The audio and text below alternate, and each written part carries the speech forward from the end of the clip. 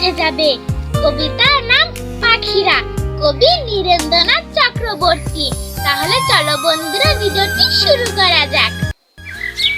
যে যার বাসায় ওই যে ওরা করছে ডাকাডাকি, ওরাই আমার বাবুই, ঝিঙে, শালিক, দোয়েল পাখি।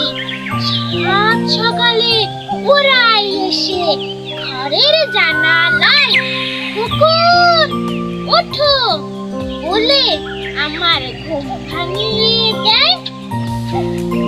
ডিয়ার ফ্রেন্ডস, তোমরা কি পাখিদের ডাক ধরে শুনতে ভালোবাসো?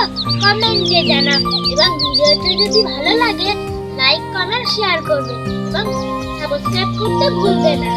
দেখা হবে অন্য কোনো ভিডিওতে। বন্ধুরা সুস্থ থেকো, ভালো থেকো, ধন্যবাদ।